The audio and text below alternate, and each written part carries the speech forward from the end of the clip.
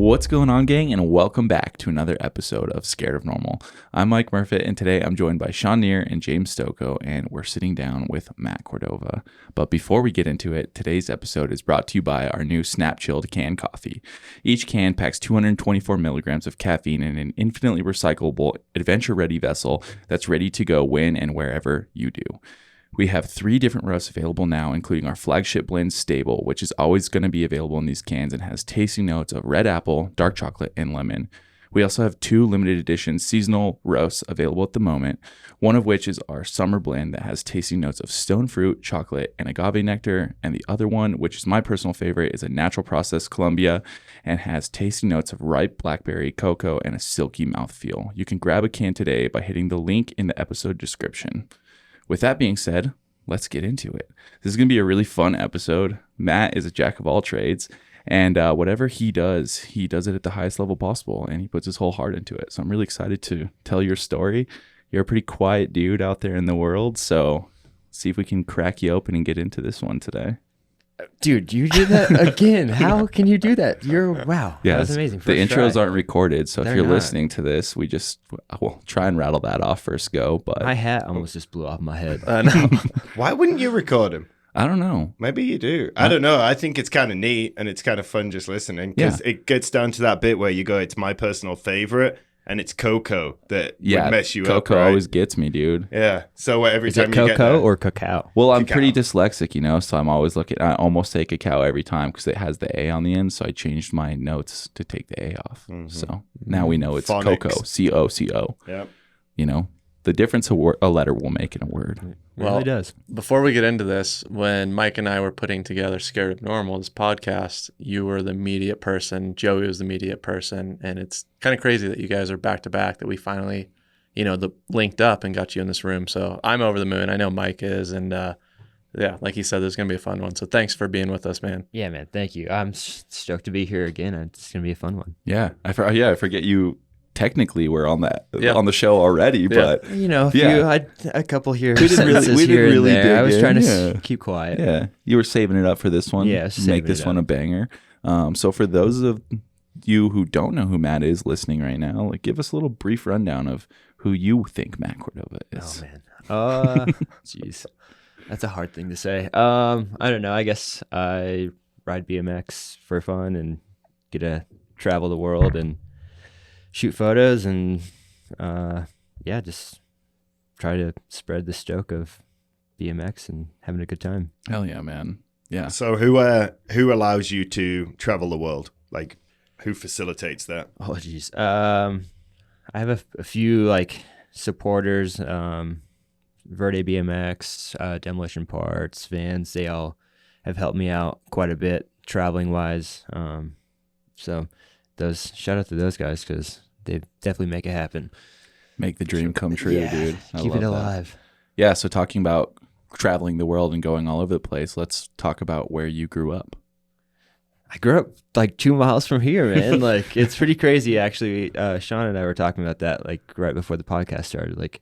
Your parents still live here? I was like, dude, that same house. It's maybe 2 miles from here. So it's crazy being here and seeing how much this town's evolved and seeing how houses that are way bigger than where they were and fields that are no longer fields and stuff like that. So it's really cool being home. I haven't been home in a bit too, so it's cool to be back. For sure. Yeah. Longmont has definitely changed since you grew up here. That's for sure. Yeah.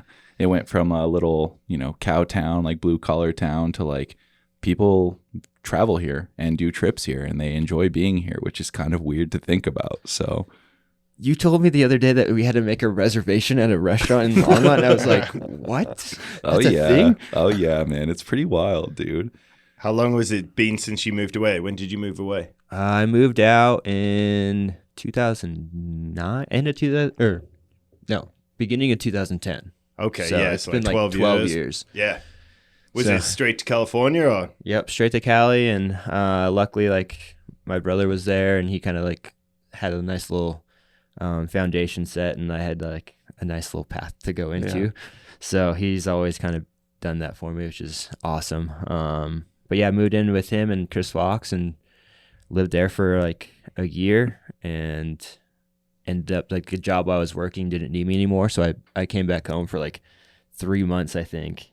And that was like, we had a crazy summer. Oh yeah. And I had an opportunity to move to Oregon, and I flipped a coin, and he's like, yeah, we were sitting in your bedroom, I'm pretty sure. Yep. Yeah.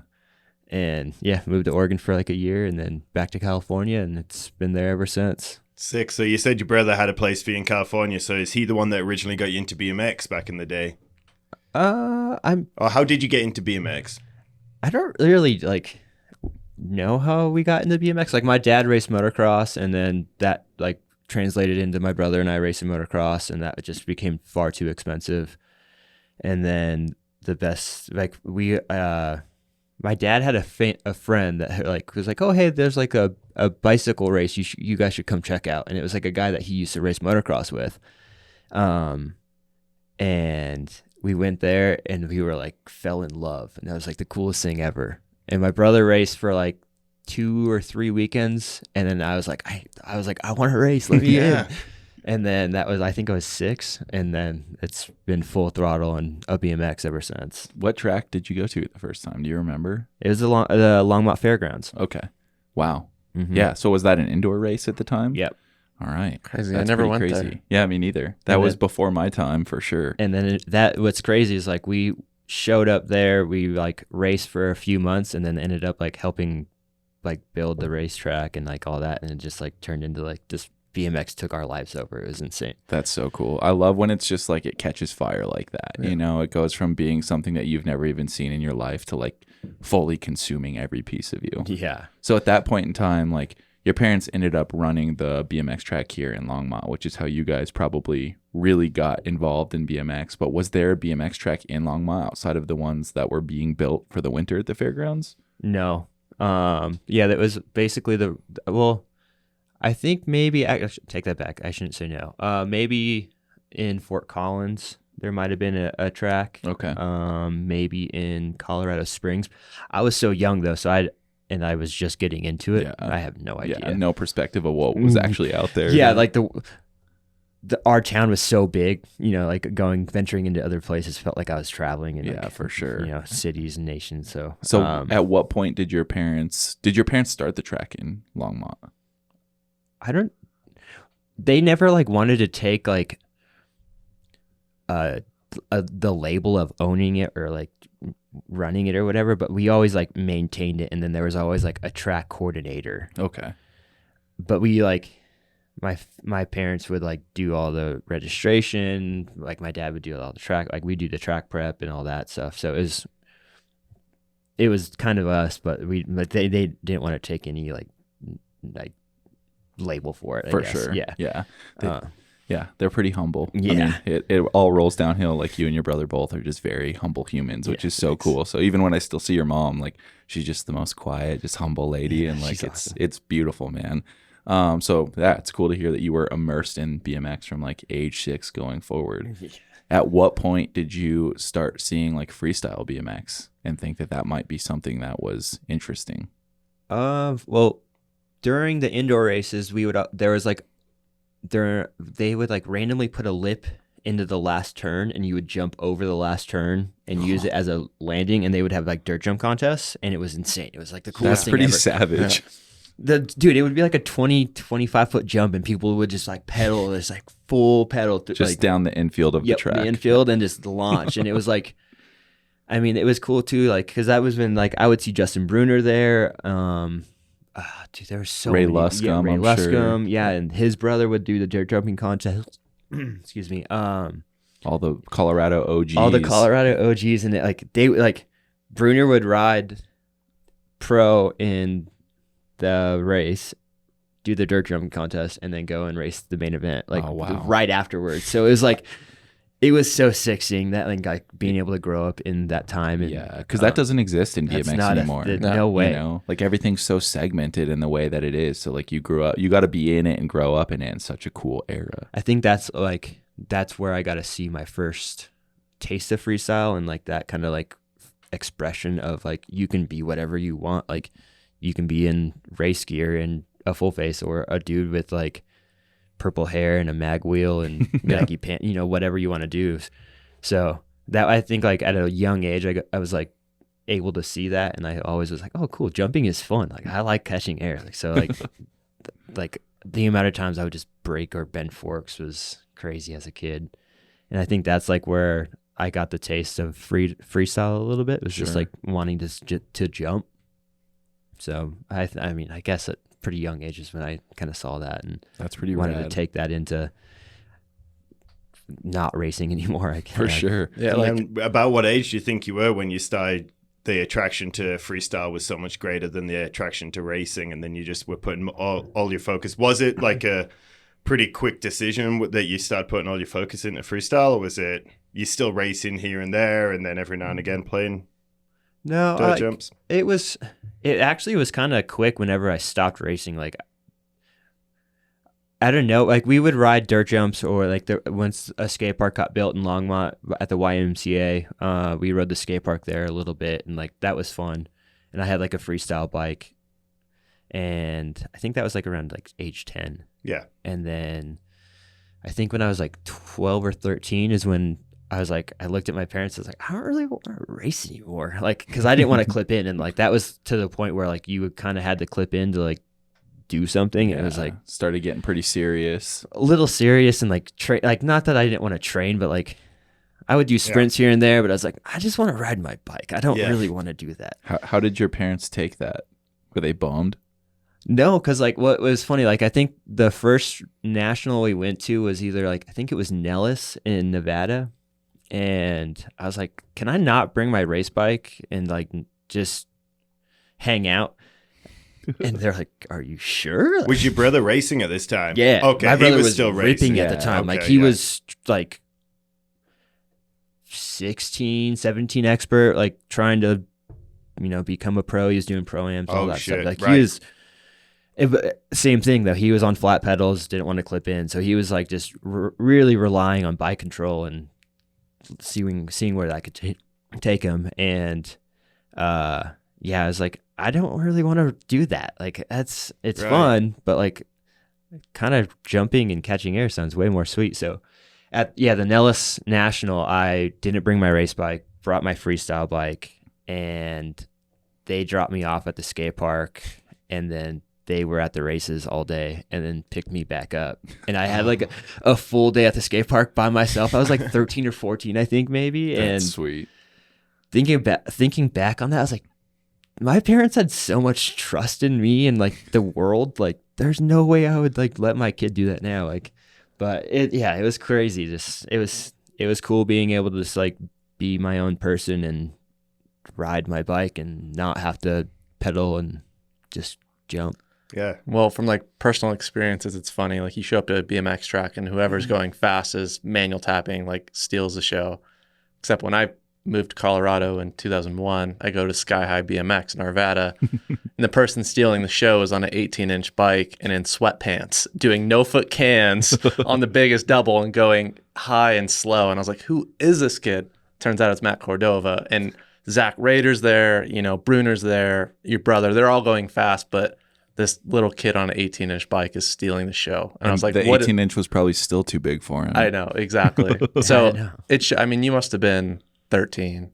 Yeah. Probably back then. 12, and 13. Like there was double A pros and like you were stealing the show. That's like my first introduction to you. And I was like, 14. I was just like, who in the world is this kid in sweatpants? So obviously from a young age, it's like, it was apparent that was your path. Yeah. And it's cool that like, even just your brother, you could see it not wanting to get on clips. And, he got into the freestyle world as well. And like, I wish we could, put up a clip of Joey right now. He is both you guys is like, that would be sick. Yeah. I don't know. It's just cool, like seeing both you, at the beginning, I wanted you to explain who Joey was. Cause like him having that pad for you in California, cause 2010, that's right out of high school. I mean, you were fresh, probably 18, right? I was 19. I worked a year at Joe's Bike Shop and like saved money up. Yeah. And then I was actually going to go to school for like air conditioning. And then I got sponsored by Supercross. And that's where I worked at doing shipping and receiving. So it's crazy how like little things worked out. But like my brother started riding for Supercross, made that connection. It was like, I owe so much to my brother, man. He's That's the it. dude. He's the dude. He's so sick. Yeah, that was like something I did want to ask, you know, like growing up having that older brother. And I've always thought it's so fascinating to me because your guys' style is like exponentially different. Like it couldn't be like both stylish, but like you guys ride so differently. So like what was that like having somebody that you could like go to the skate park with every single day who was definitely like being an older brother and like pushing you in that way? It was cool because like he didn't really older brother me, like he treated me as like one of the dudes that was kind of part of the crew. And it like, you know, when we were building trails at Hover Hills, we were just building dirt jumps together, and like we had other friends like 𝙎𝘾𝘼𝙍𝙍 and like Brian Rafferty, and we would just dig and ride dirt jumps. Like it wasn't like I was like that annoying younger brother that tagged along, but like he didn't treat me that way, which was like really That's cool. cool. So like shout out to him because he definitely was the man. Do you think your differences in style happened because he continued on racing, or do you think it's just differences in personalities, you know? I would just say personalities. I mean, we would have similar influences, but at the same time, we just, you know, everyone, he's left foot forward, I'm right foot forward. Yep. Just he's tall, I'm a little shorter. So Yeah. just different things. I think it's just how it just goes. Yeah. How would you explain Joey's style to people that haven't seen it? Oh, man. Like Showtime, Joey Showtime. Cordova. Exactly, Yeah. dude. I don't know. The Like, biggest that's- backflips you've seen. like his, you just need to put up a clip of his flip no hander. Dude, that's so like the good. most like Iconic, really. iconic, like amazing thing. Dude, his arms just like almost drag off the lip as he backflips. It's like crazy looking. I'm obviously not a guy who like does big tricks or like whatever, but like watching that, I'm like, that's it Dude, right there. my favorite, cool. there's two tricks of his that he's done that are like some of my all-time favorites out of anything in BMX that I've ever seen. And one of them is his backflip tuck no hander to turn downs. Ooh, yeah. Because they were both like so well executed. Mhm. And then he used to do backflip Cordovas, which if you don't know what that trick is, you basically like hook your ankles into your handlebars and like pop your like pelvis out like in an arch as you're upside down. And Yeah. it was savage. Like still to this day, I don't think anybody else has ever done that on a BMX bike. I think maybe like one or two people have done it since, but like he did it Years ago. quite some time ago. And he So did it just insane. obviously because his last name's Cordova. He's like, I have to learn that. Oh, totally. That's because he was playing so much MX vs. ATV, dude. That's exactly what That's it it was. for sure. Who was better at that game? You or him? dude? Joey. That's No not even. That's contest. not even a contest. Like That was so I was telling Sean. So like you talk about the house that you and Chris and Matt, or you, Chris and Joey lived in California, the Cozy Cabin. Cozy Cabin. And I was telling Sean not too long ago we were talking about playing MX vs. ATV. And I was like, dude, you know who's really good at that game is Joey Cordova. And I was like, dude, there's no contest. Like he's one of the best in the world. It's like phenomenal how good he is. he has. He has like world record lap time. Like he's like top 25 or something, like fastest lap time in the world. Like It's that makes me so insane. happy because it's like my favorite game in the world. Yeah, it's so good. Wasn't And he so like on a hard. team at one point? I mean, maybe He I got don't- like approached to be he on got- a team. Yeah, someone like asked him to race for them for like internet team, which is like so interesting. But to me. kids are doing that for a living now. Oh, yeah. yeah, But well, it's- that was before, back then. yeah. That was like 10 years ago, so it was like kind of like before that was Yeah. a thing. But so wild, dude. Before we move deeper into your life, is there like a moment or two with Joey that's just like you look back on, you're like, dude, that was sick. Just like, is it a trip? Just because he was so influential. I think both of you changed each other. Like you guys pushed each other. So I just didn't know if there was like, one of those moments that really comes to mind. One of your favorite moments with him. yeah, I would say like maybe Dreamline, just because that was like the biggest contest that we had both been in Yep. at the same time, and that was like Was that in Asheville, North Yeah, Carolina? yeah, North Carolina. So for people who are not familiar with Dreamline, it is the most savage dirt jump contest ever to have existed. Yeah. Like, Red Bull put it on. yeah, And it looks fake when you watch it. yeah. It's riding crazy. it feels fake, dude. Like after every run, you were like, your hands are shaking. You're like, I want to ride more, but I don't know if I should, because that was like terrifying, but absolutely so much fun at the same time. Like it's everything you want in a dirt jump, but at the same time, like you're like I'm jumping like 32 feet, and like this jump's like 12 feet tall and a 15-foot landing. And it's, you know, it's like, It's a dirt bike jump almost. yeah, dude. I remember the first time I saw those things in person, I like looked up at that landing and I was just like, whoa, that's like taller than a house. Yeah, the like, last set was like jumping the last jump, which was like the spec I just said. It was like you're in the air for so long, it just you actually can feel the floating feeling, which is a cool feeling to feel. Yeah. Dang, that is crazy. I forgot you guys rode that together. Mm-hmm. So were you guys like running trains and stuff down the line? Yeah, it was cool because that year, like Red Bull's also, whenever they do contests, they like theme them out and like they take care of the athletes whenever they do them so well. And like this one, since it was at a farm, they spec'd out this stable for all the riders, and like each stable had 2 people, so it was like kind of like, not that they were teams, it was like 2 dudes in each one, and they put Joey and I together. Oh, that's cool. So like we have like a plaque with our names on it together, and it's like it's pretty sweet. So yeah, that was a cool moment for sure. That's sick, dude. Well, yeah, kind of going back to those younger years, like who were some of the people you were looking up to growing up, like riding wise? Oh man, Joe Rich, Ruben Alcantara, Sergio Leos, Chase Hawk, you know, Brian Foster, just those guys that had it, you know, that everyone wants to ride like. So sick. Yeah. And then have you been able to ride with any of them? Yeah, it's pretty crazy, like being able to like look up to them and then being able to like call most of those guys like my friends. Yeah, you have their numbers in your phone. Yeah, and we get to like talk quite frequently, which is crazy. Yeah. It's crazy to say. I remember, like, because we grew up together, so I remember like sitting there watching those videos with you, and like every time I see any of those people like comment on anything you post on Instagram, like I'm like, oh dude, I'm so stoked for you. Like I think it's such a cool moment. Yeah, dude. Yeah, it's a surreal moment, like whenever you like take that step back and you go back to like that 16-year-old you, and you're just like, holy shit. Yeah, put things into perspective a little bit. You're like, whoa, this is cool. Yeah, pretty rad. It's pretty neat, man.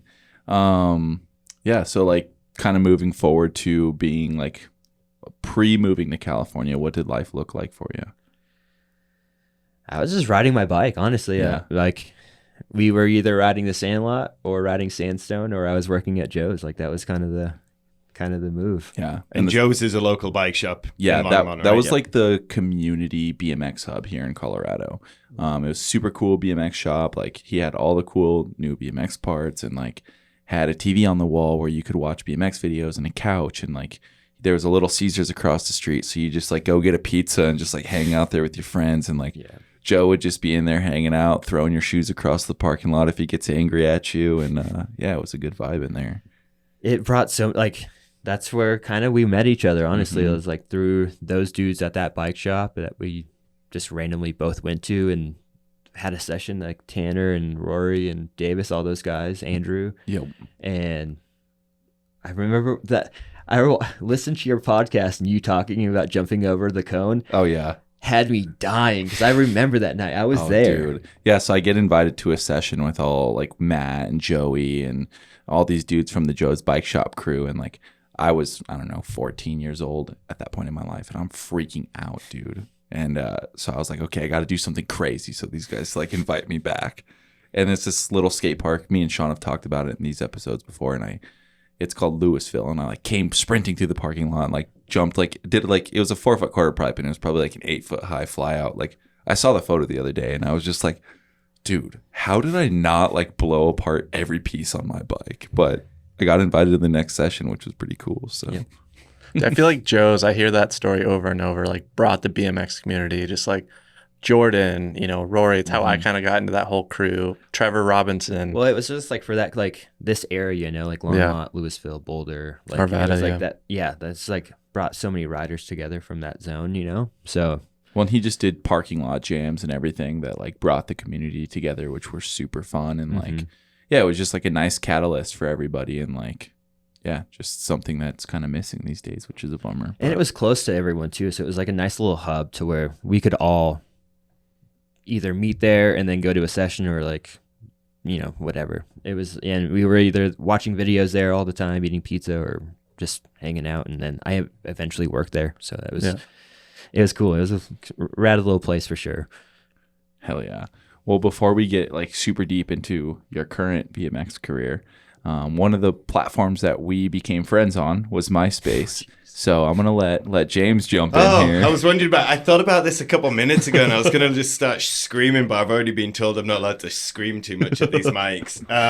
Okay, so we go back, we rewind. How old are you now? I'm 32 now. 32. Okay, so pretty prime age. Like MySpace was a thing for sure. Yeah. Use it obviously as a place to talk to the ladies.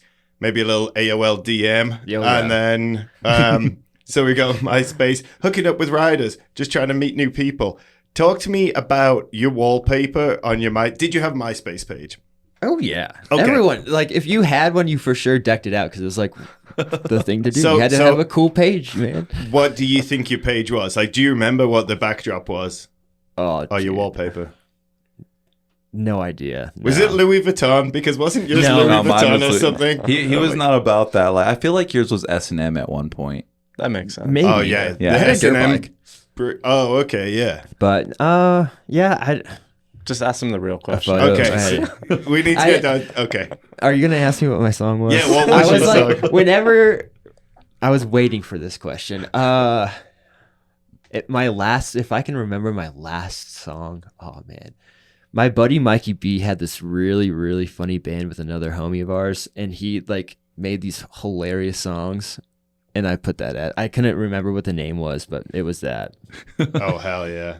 And then right now, if you could have a MySpace, what song would be on the? Oh man, what's number one on your playlist right now? Oh, I'd have to like look on my Mudman by Pink Floyd. Okay. Ooh. And then what about when you're riding? Do you listen to music when you're riding? Oh, yeah. Yeah. What's your kind of go-to style or genre? That's all over the place. Dude, I listen to like elevator music to all the way to like the most like Adam Baker texted me the other day and said my music sounds like double bass with a vocalist that sounds like a broken tailpipe. And I was like, that's fair, I guess. So okay, I get elevator music to that. Okay, yeah, perfect. Yeah. All right, my job is done. I'm gonna go home now. Love that for you. Heck yeah. Well, let's start sliding into talking about current day. Sweet. Matthew Cordova. Oh geez. Let's talk about what your morning routine looks like these days as an adult. That's a first time question on this podcast. What's that your morning is, routine? yeah. It's the first adult we've had on. That's true. I don't know if I'm an adult. That's debatable. Can I ask a question to a question? Yes. Am I on the road or am I at home? Let's do both scenarios. Let's start with you at home. Okay, at home, I'm waking up, making my traction coffee. Oh, plug. Ooh. And usually, like if I have a chill morning, I'm riding down to the beach, have a little morning meditation and prayer and hanging out, and then ride home and usually go ride OB in the morning in San Diego and continue from there. See where the session or whatever's going on. Maybe get accused for stealing a beach cruiser down there at the coffee shop or what? I was wondering if that was going to be asked. Yeah, getting asked if I stole a bike when I definitely didn't steal a bike. I mean, you look homeless as fuck, so that would be it. But I can say that because I do too. Yeah. So yeah. Let me ask you this. Somebody asked me today, I had a session this morning with some friends, and they asked me, I said, do you guys have any questions for Matt? And the only question was, how long have you been growing your beard? Oh, man. 7 or 8 years, I believe. Wow. And the only reason I know that to like that quick of an answer is because the last time I shaved was my brother's wedding. Okay. So Wow. whenever they have an anniversary and I'm like, oh, you guys, congratulations. You guys' love is so beautiful. I was like, I have my beard. And then this is what represents it. Did you have a beard before the wedding and you shaved it off? No, like I was like trying to like have some stubble, but like it wasn't anything. Yep. And then I was like, I'm going to go clean shave and then like Just go for it. Well, I wasn't even like planning on growing a beard, but I just kind of, I don't know, gave up, I guess, and it happened.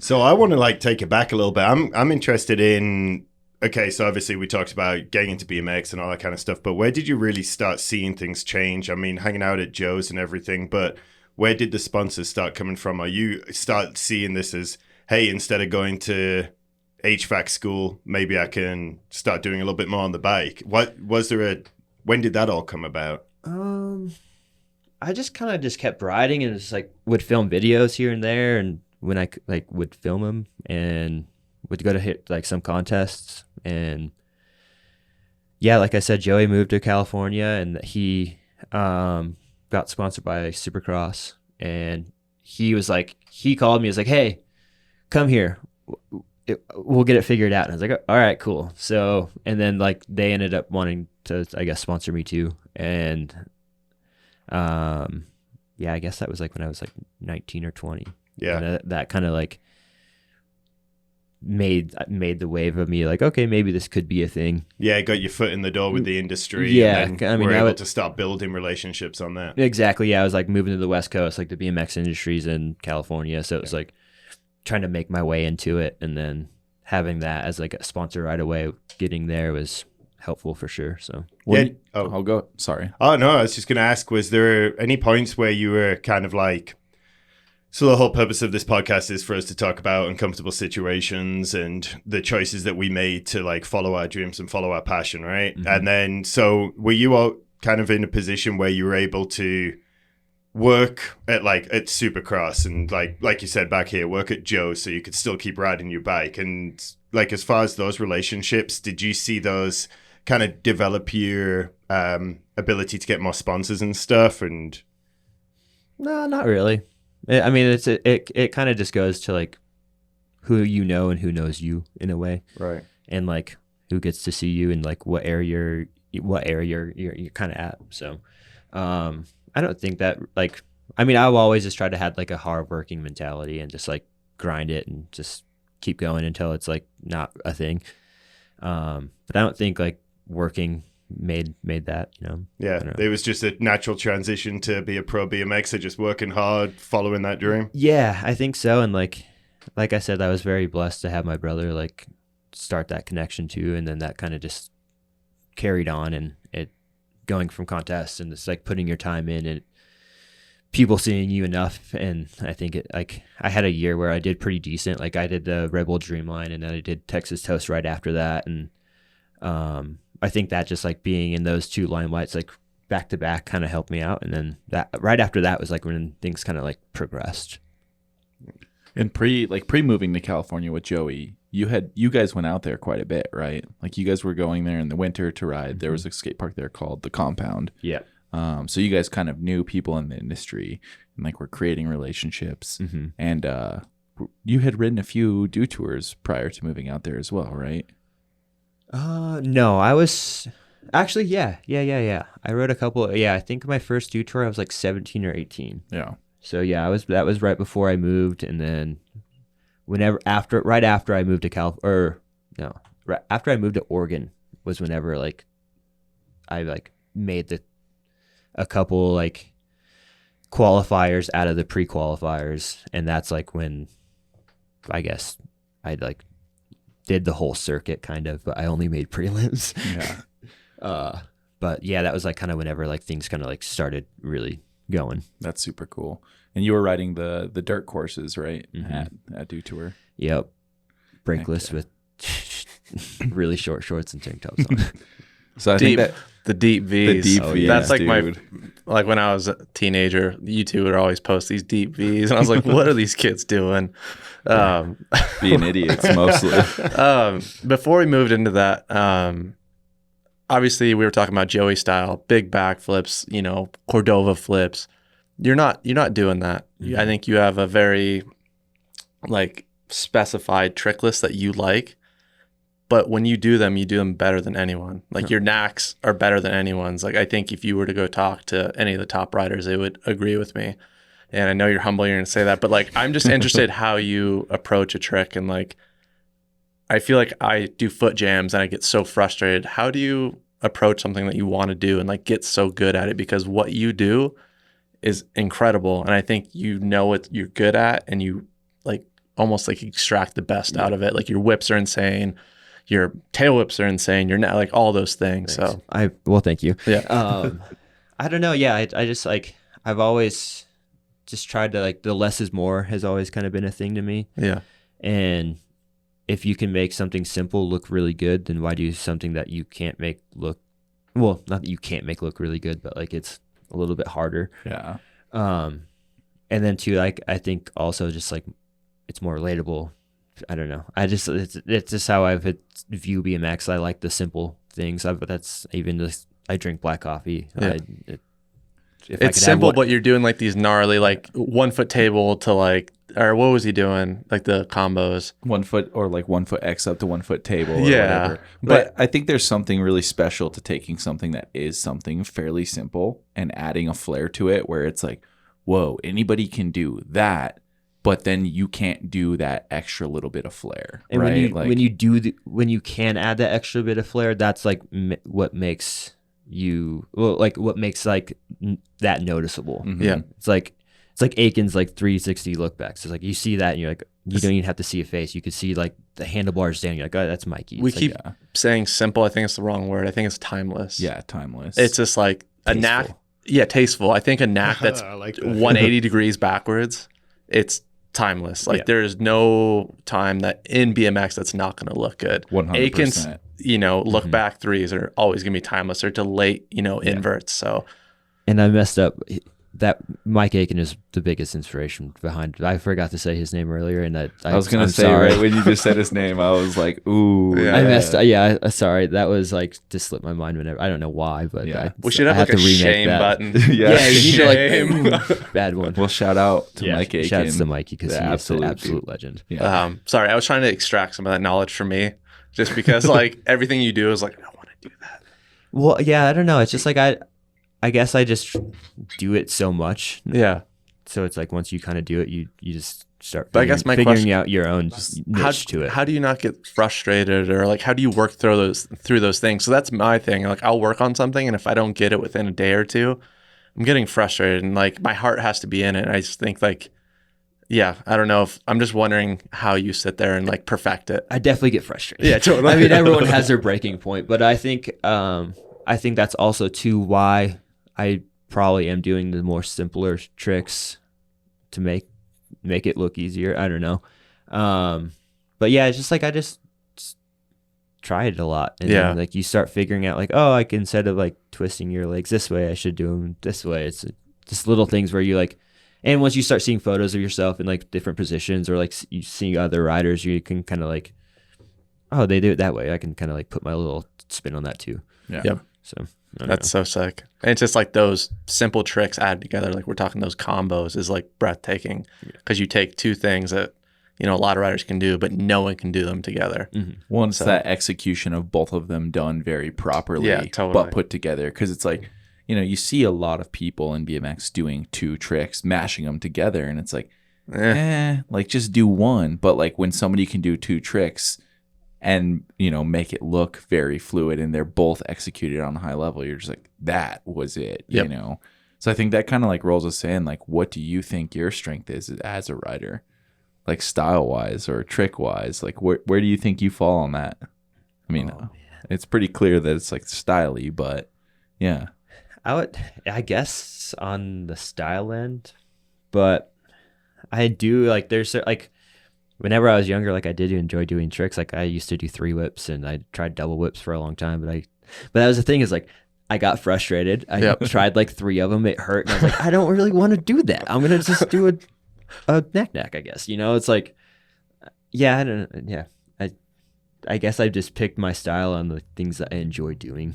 For sure. So it's like kind of simple. Yeah, I like that. And then like, where do you like to ride the most? Like what type of terrain? Is it the dirt jumps? Is it the skate parks, the small skate parks, the big ones? Do you like riding street? Like what is your thing? What's your favorite thing to ride right now?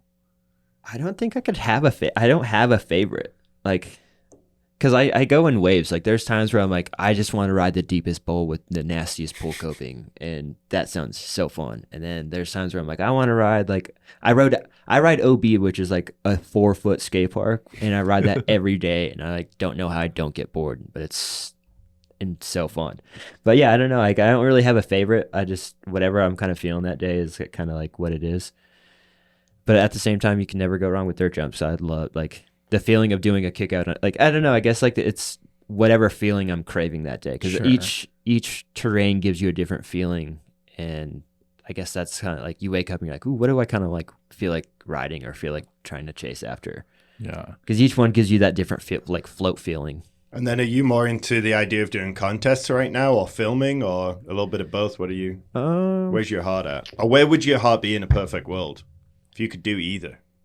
I would say probably more just on the filming. It's hard because like contests are cool. It's like, it's fun to like push yourself, but at the same time I have like terrible social anxiety, so like being in front of a bunch of people trying to like perfect my craft is like absolutely terrifying.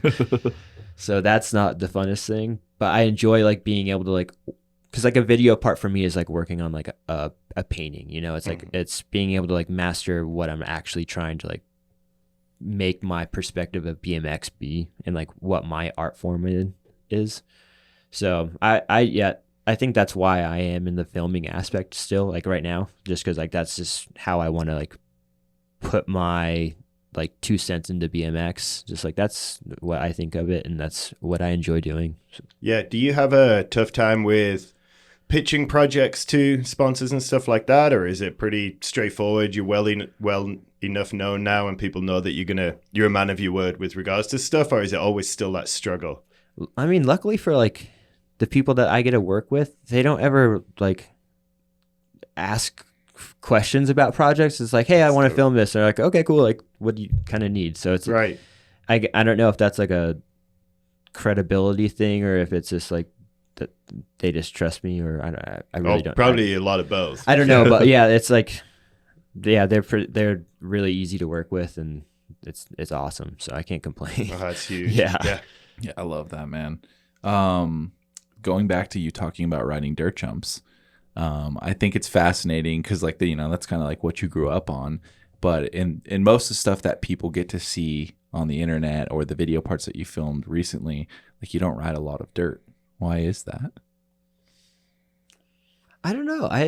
It's funny. I go in like I said, I went in waves. Like before I got more in with like the fast and loose dudes, like people saw me as a trail, like I got maybe a trail guy. Well, you guys we had FOD. You and your brother had a dirt jump spot in California. Yeah. FOD, the Field of Dreams, yeah. man, which it was an insane place. I'll put a clip in here too of, if you're watching this, a clip of what that place looked like. It was all time. Yeah, it was super fun. But yeah, it was crazy. Like I tried to ride a bowl contest and they're like, well, you're a dirt rider. I was like, no, I ride. Actually, I come from Colorado, like, which is like some of the best skate parks. And then once I got into riding that, I like took over my dirt jumping kind of like career, whatever you want to say. And then I just like don't ride dirt ever. I don't know. It's weird. Like I wish I rode dirt more. It's just. Yeah. I was thinking about right before you said that, I was like, you are starving the BMX community of some of the best dirt jumping clips ever. Real. Like that for me, that's what I want to see. I love your bowl clips, your pocket airs, obviously some of the best. That's what gets me really stoked. But your knacks, everything you do on dirt, I'm just like, that's art. That's all I want to watch. Yeah. Yeah. I definitely have been having like this big craving in dirt jumps lately. So you're getting your fill. You're here in Colorado. You've been here for like 5 weeks now. So and I've rode dirt every weekend since I've been here. It's been sick. Awesome. It's been a treat for me sitting on the Roland to watch that, you know, and like, yeah, I think back to like, I think it was, you did an Unclicked podcast with Dennis Anderson and Ryan Fudger, and Dennis in that podcast was like, you're my favorite dirt jump rider. Oh my God. Like, and that's, I think for me, like hearing that for you, like that's a huge accolade. Yeah, it's crazy. You know, like that's really cool to hear. And like, yeah, like you said, Sean, like you're almost starving the BMX community of those clips, man. Yeah. How does that make you feel? Weird, because like to me, it's like I don't really feel that because like there's so many other dudes who are like just feeding the dirt clips, and it's like they're the guys who I want to see. So I'm like, I don't really want to watch myself. But I mean, it's also like when you hear it, it's like, oh, that's nice. Yeah. I was gonna say, there's an old saying: when you're good at something, you tell people. When you're great at something, people tell you. Yeah. So just take it, man. Yeah, just thanks. take it.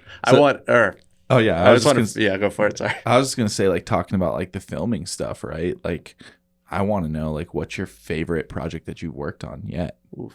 Is it something from back in the day that hasn't really seen the light of day? Because like you used to put in work on some edits that, you know, that was before you were the Matt Cordova people know now. Or is it something that you filmed recently? Or is it something that people haven't seen yet?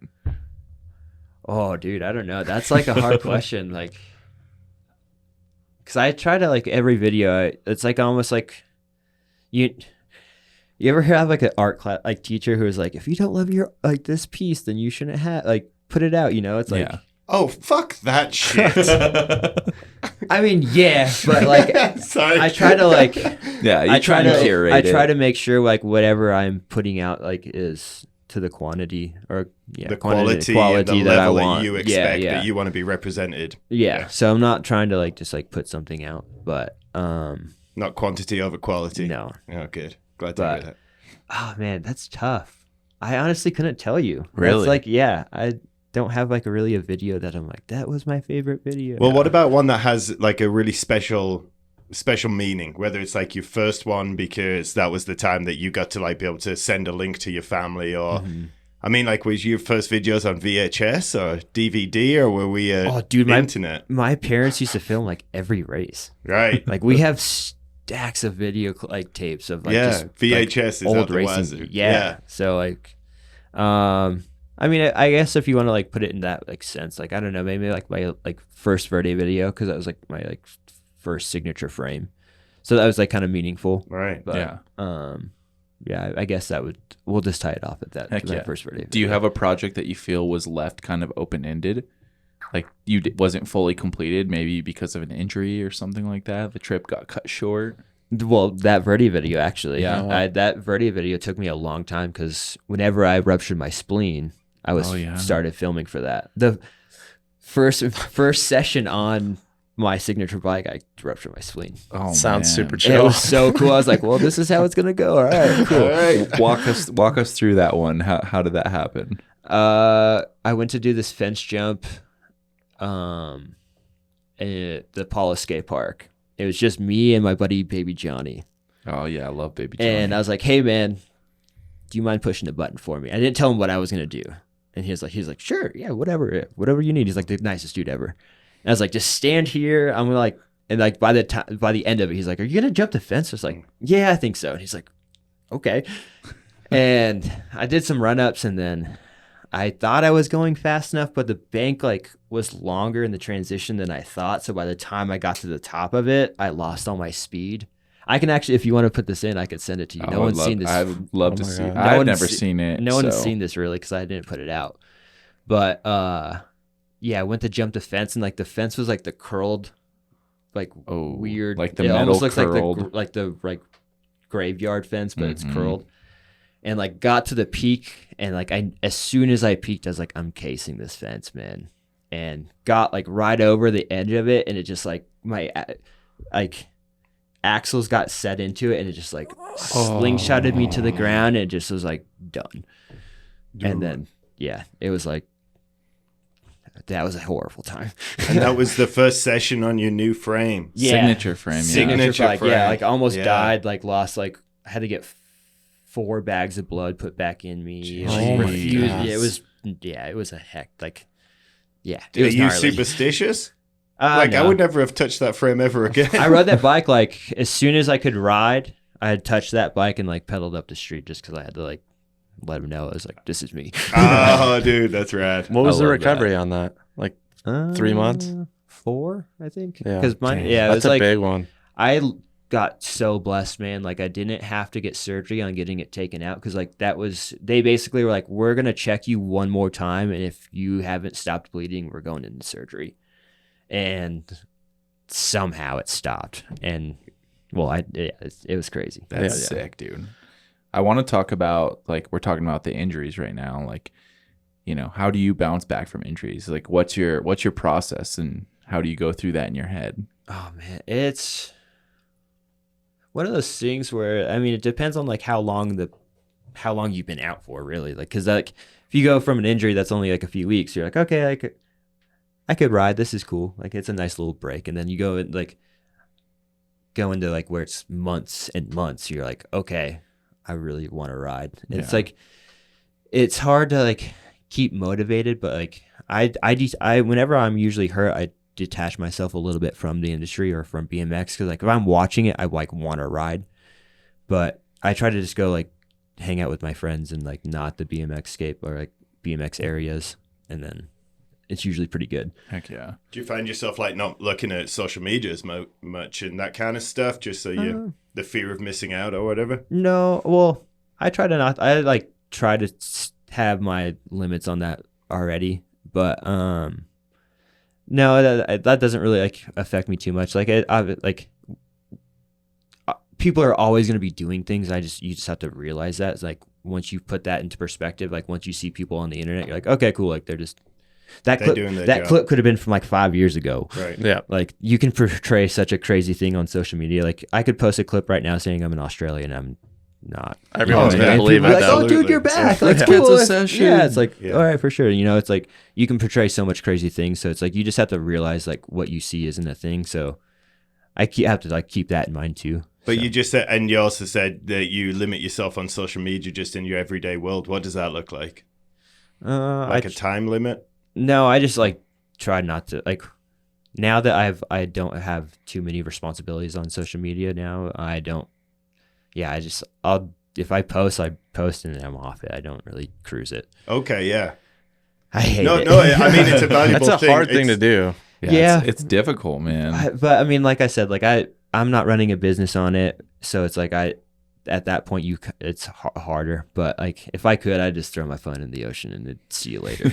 It's dope. Going back to your injuries, our injuries, like everyone, like I found a couple things during like those kind of dark times for me. Is there anything that during those like months off that you found? Was it meditation or anything that was like a positive thing of those dark times? For me, it's like some of the most depressed times I've had, just thinking about the race season I'm messing up, or just, I feel like that's our outlet in life. And when it's taken away from you, yeah, shit gets hard. So I mean, there's obviously definitely dark times, but yeah, definitely like meditation and prayer. I go through a lot. Yeah. I mean, depending on the injury, I try to stretch a lot and like just little things that give me like small joys. Like I walk a lot, so I'll go for like walks. Like I walk before bed usually, and it's like little things like that. Just I try to find like the joy in the smallest, like small things. But I just try to do that like already in kind of life. So sweet. I think this is a proper time to talk about it too. But talking about injury, your diet has changed significantly over the last few years. You're a vegan. I'm vegan. And it's not something that you really publicly talk about often. Not really. And Sean's also vegan. My vegan brother. And I'll step in if this is getting out of hand as well. I'm not afraid. All right. We can continue this. But yeah. Do you think that is something that you've noticed that's helped you in those recovery times? Like when you're hurt, have you seen a difference? For sure. Yeah. Yeah. I mean, I'm not the best at eating. Like you can always do better, but I mean, yeah, I try to like just limit just like some of the stuff. I just really just eat vegetables. So I just like, yeah, I think that has a huge thing in recovery. And just I look at food the way you would like look at fuel for a vehicle. It's like if you can put the best fuel in your vehicle, it's going to run optimum. It's the same thing with your body. We're all machines. Yeah. So I don't know. Yeah, I guess so. I like that analogy. Yeah. That's a good way of doing it. It's true. I used to have a friend, Justin Bruner. We talked about him at the beginning of this episode, but he used to tell me, I'm an athlete. I can put anything into my body. And I was just like, I don't know about that. And the dude would eat like Fruity Pebbles all day long. And he's like one of the most fit dudes I know. But It's true. I mean, you can do that too. yeah. But yeah, what's the outcome? Probably not super positive. But yeah, what inspired the vegan lifestyle for you?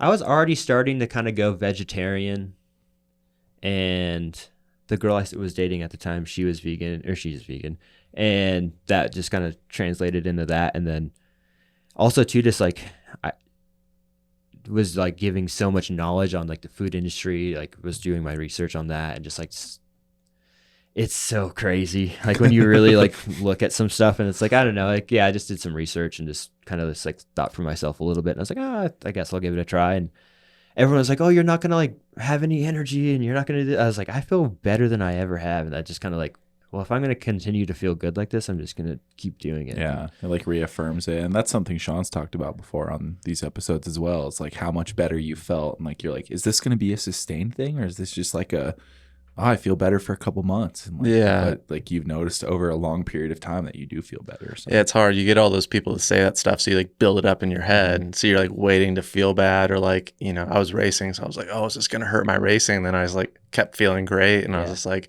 I never felt like I ate too much or felt like bogged down. I was like, dude, this is It's sick. like sustainable energy. Yeah, that's a good way to put it. And I guess, what's one of your go-to meals? If you were to make a vegan dinner, what would it be?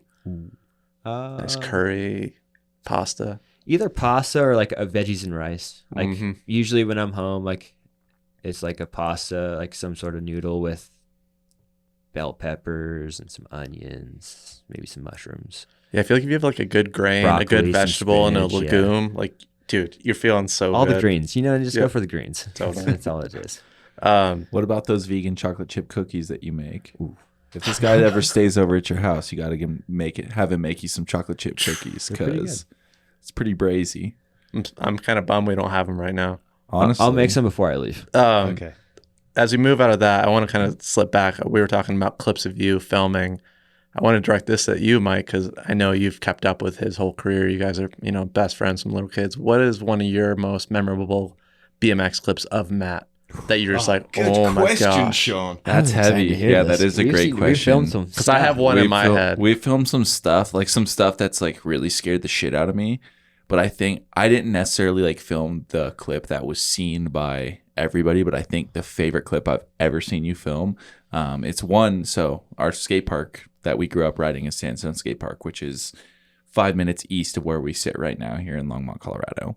And me and Matt always looked at this fence at the skate park and said, hey, we're going to jump that fence. Like, do you think it's possible? Well, what age is this? Dude, we started riding that place. 15 or 16? Yeah. Oh my God. So I had this rationalization, like I just turned 30 in June. And that skate park opened when I was 14. So I was like, I've been riding that place for more than half my life, which is crazy to think about. So like from that point, like more than half my life, we had always joked about jumping the fence. And never thought that would be a thing. No, it was always one of those things where we'd sit there and be like, do you think it's possible? Do you think it's possible? We'd like pedal in from the parking lot. Like, how many Wait, run-ins which do you fence? have? Which fence? I know this isn't good for our listeners, but just for me. Do you know the quarter pipe behind the box shop and then there's a bank next to it? Yeah, for sure. It's the one that I'll try and shoot. Yeah, I know. It's the bank. You go out of the bank over the fence. So where Sean was trying to manual, it was the last part of his manual up before dropping. You go west. Yeah. West. And then you feel dude. Yeah. Oh. So I think I'll show you later. Yeah. It's between that and probably the downside tail whip from that same quarter to the Euro. So some pretty savage. Wait, so moves. you did jump the fence? Yeah. After how many years of thinking about it? 10? A decade? Dude, it was probably 13 years. 12 or 13. Because that was 3 or 4 years ago that you did that now. So was it just a feeling you rolled up one day and you're just like, I got that? I never had like something to film it for. Yeah. Not saying that you have to film it, but I was like, I never had like a video part or like someone to like film it. Yeah. And then I had the boys there and I was like, I knew we were coming. I knew we were filming for the video. I was like, I have to do this. Yeah. And then. So that was your banger in Fast and Loose, Pull Back or Die, right? Yep. Yeah. So I think my favorite. Oh, what were you gonna say? Oh, well, I was gonna also say like there's a third clip. So I wonder if it's the same one between three. So my favorite clip of you, just because you filmed too much concrete and not enough dirt, I'm just gonna say that. But there's a tail whip clip. I don't know where it looks like at Oregon Park on a left hip, and it looked like it backed up to a spine. Ooh, there's a good story about this clip. Yeah. And dude, I can't believe how scary. If you hung up, went deep, just anything went wrong on that, you're done. Yeah. And it was just perfect. Like, and you're 15 feet out, it seems. Yeah, that was like the consequences on that is pretty wild. It's like an S bend spine hip thing, and yeah, it was one of those things where I didn't tell anyone. Another one, I didn't tell anyone I was going to do it. I was like, "Hey, Corey, Chris, you want to film this?" I'm like, "Sure." And I did it, and they're like, "Dude, you didn't tell us we were going to do that." And I was like, "I don't know, I didn't." Yep. Dude. I just don't think that myself as that. So I was like, "Sure, I guess." But the thing is, if you don't tell them, like, if you don't do it, it's not a big deal. But if it feels right, you just do it.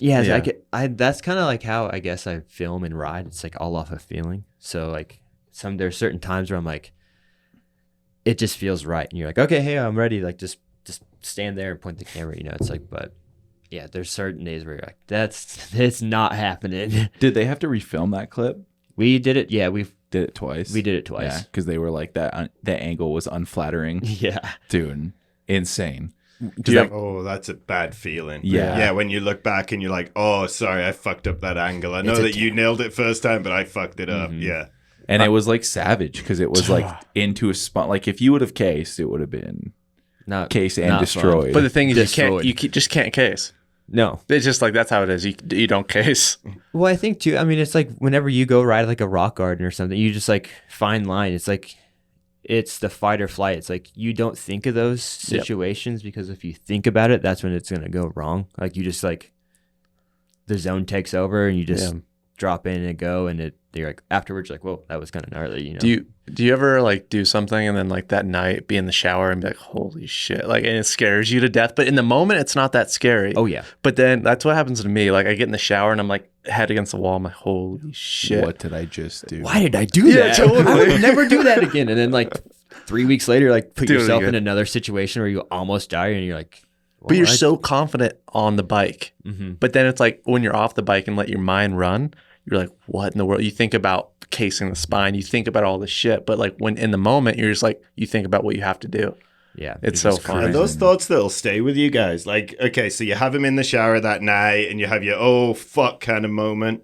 And then is that something that stays with you onto your next trick or your next No, Oh yeah, for me it does. Really? Dude, there's so many times like I'll either be in bed. Or, I do actually quite a bit when I'm riding. I think like I'm gonna pull my handlebars off my stem. I think about casing. I think about Oh, that dude. one a snapping my. lot. I think the most terrifying thought sometimes I'm like I have to like shake my head and be like, what are you doing? Like you're not gonna ride if you continue thinking like that. Like Wow. it's there's times like the inner demons for sure take over and you just have to like stop thinking, man. Like that's not, I mean, it could happen, but like that's not gonna happen. Just I had a ride. front wheel explode, separated a seam once. And like to this day, it still haunts me. The other day I was hitting this jump a little long and like I'm relating it on the same level. It's like that demon still, I mean, I'm talking years and it's still I not feel out like of it's me. anything on the front end because like lately I've been having like it feels like a click or something's loose on my front end, but I've checked it 10 times. And same thing, like you talk about pulling off like a steer tube or something, breaking your forks, and I'm like, all right, here we go. Like I'm just waiting for this to happen at any moment, and like yeah, it's scary, dude. It's self-preservation, right? Like I think it's a normal thing. And we talked a lot about that fast and loose part. Do you have a favorite like clip of that? Because him and I both have a favorite clip from Oh that. yeah. I'm just of wondering myself of or yourself. like it. Maybe both. Favorite clip in the video and yourself, but you're my favorite part. So obviously, I just like watching you, like people ask you questions about yourself and And how just- squirmy you get. You're like, just I don't start want to do sweating. this. Let's talk about somebody else. Yeah, all the guys did have really good parts. Mine sucked. Favorite True clip honest. I filmed was probably the fence jump, just because like I wanted to do it for so long. Yep. And like it, not that it ever haunted me, but it's just like one of those things. Like I would come home and look at it and be like, it's there. Like someone can do it. It's doable. And I was like kind of shocked that someone didn't do it. So I would say probably that one. And then like in the whole video, that's kind of hard to say.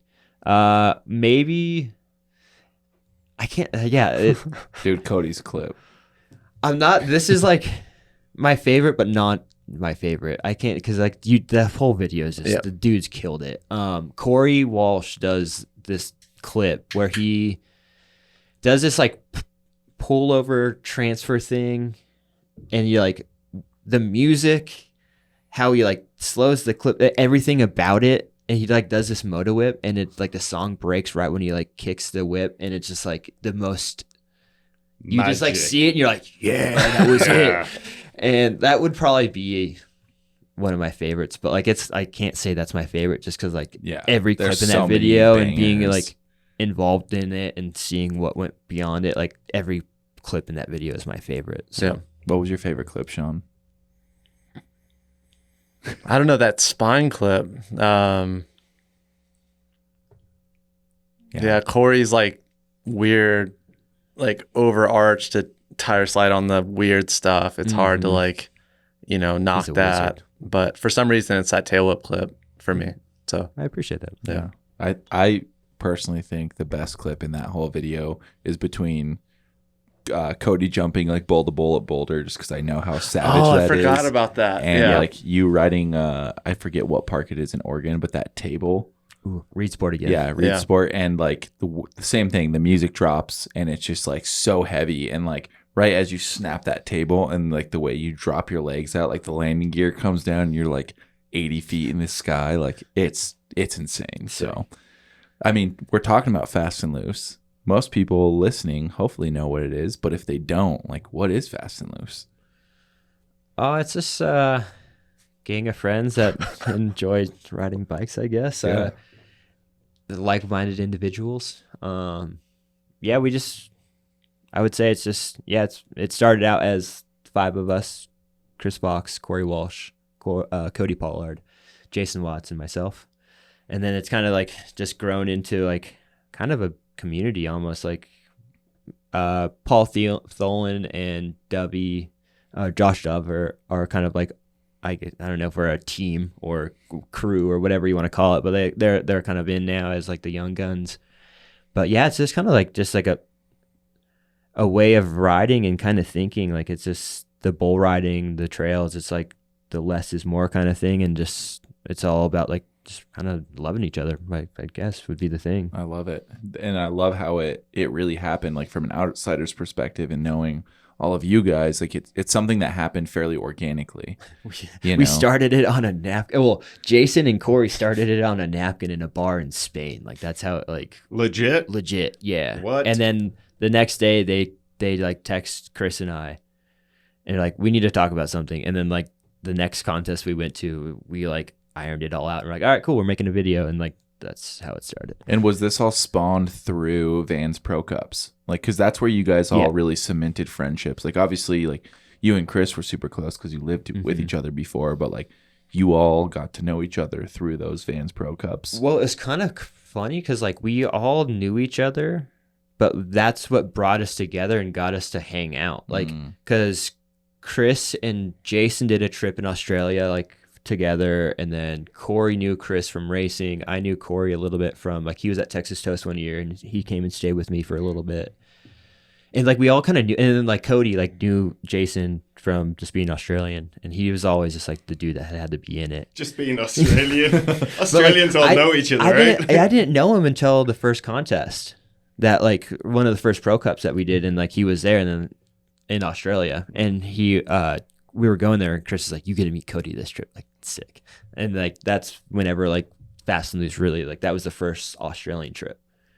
That's so sick. Yeah, it was just cool. Like we all just kind of like we knew each other, but like those contests brought us together, and like I almost hung out with my international friends more than I hung out with my friends that lived like 10 miles down the road from me. Right. But like I was seeing them like every other few months, and it was so, dude, like whenever we would hang out though, it'd be like we do the contest, we'd stay for like a week or 2, 3 weeks after the contest, film, and then that's how we like got the video. So like if it wasn't for Vans, man, we would not be anywhere. We wouldn't have it like a video really, because they definitely hooked it up. That's so sick, dude. Shout out to Vans. Yeah, Shout out to the Pro Cup, for dude, sure. Like for making that happen. And to the Pro Cup just like brought so many cool people together, and like just showcased so many rad riders too that weren't like really showcased as, you know, limelighted riders. Really? Oh man, like that Cody, like he's a diesel fitter, and he would come ride the Pro Cups and like would make finals, and like dude killed it. Like it was crazy.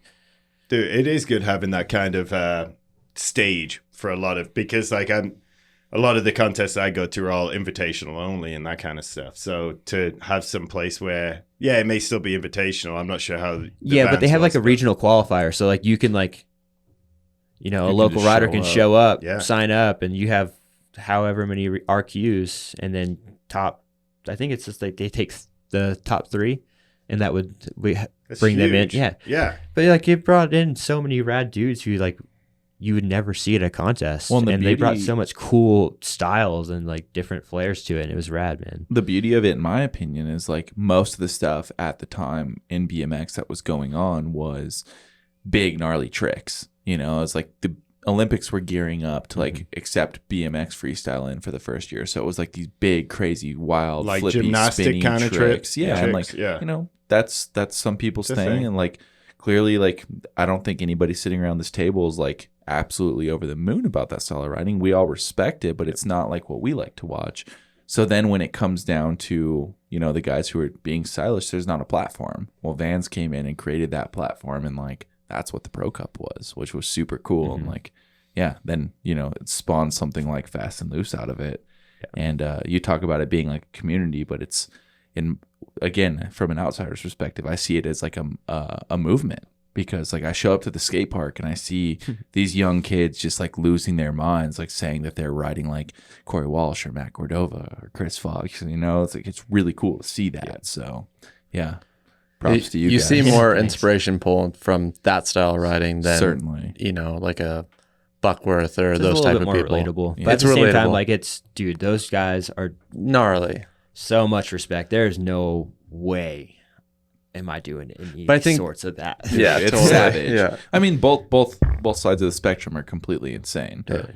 However, like, yeah, it's just, you know, if it's not your cup of tea, it's not your cup Yeah, of tea. it's different folks, different strokes. Yeah, And there is like 100%. something beautiful to see about somebody like from the mountain bike world do a cash roll, like a Nikolai or something like that.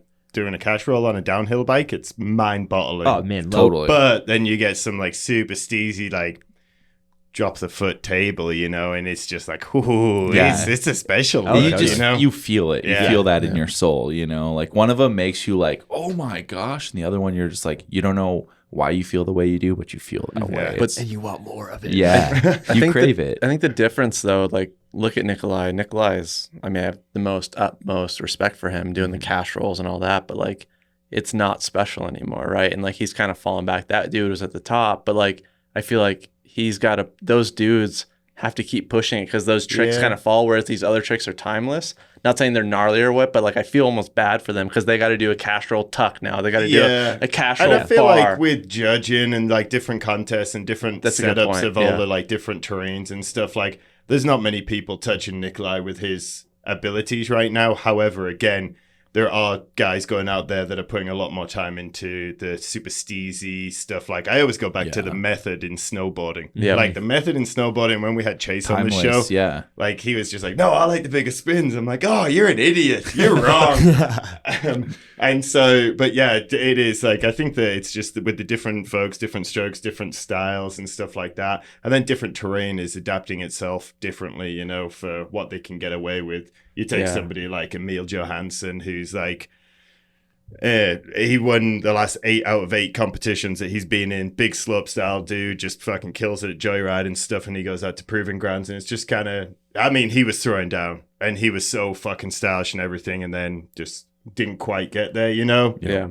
So it's just different terrains and No, stuff it is. for them. But That's the beautiful thing that like in our sports and like what we get to do is like that's their expression and that's their perspective on their genre and like how they want to portray It's everybody's their art. art form. It's but everybody's hell, art. we were, man. It's we were that's at the so bar the rad. other night trying to fix the world, and we were talking about how we could bring in a contest where we have BMXers and downhillers and like slope style riders all on like some part of the same course. They may start on different lines, and then it comes together, and it was just like this opportunity to have an open course, kind of like a proving grounds where there's a number of different lines or a rampage, number of different lines.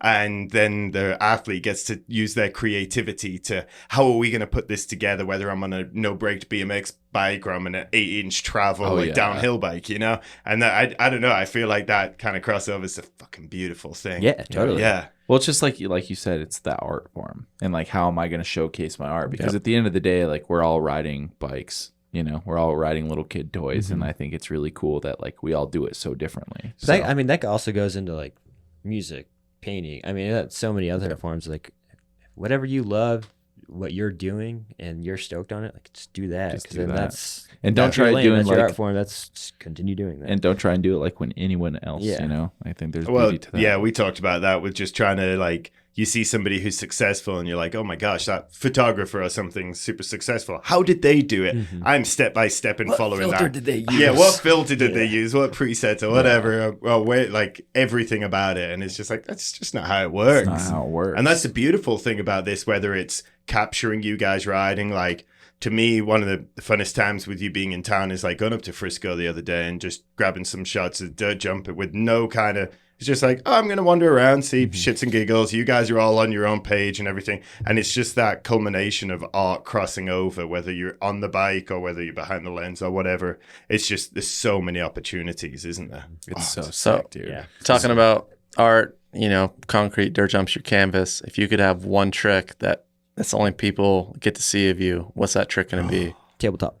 What? My That was dog. a quick answer. I Just mean, a click table. You got one of the nastiest tables But, like- in BMX, so that's fair. If it's on any like if I had to do one on like all Anything. terrains, and that would be a tabletop. I love that. I feel like they're almost inverts, though. They're so good.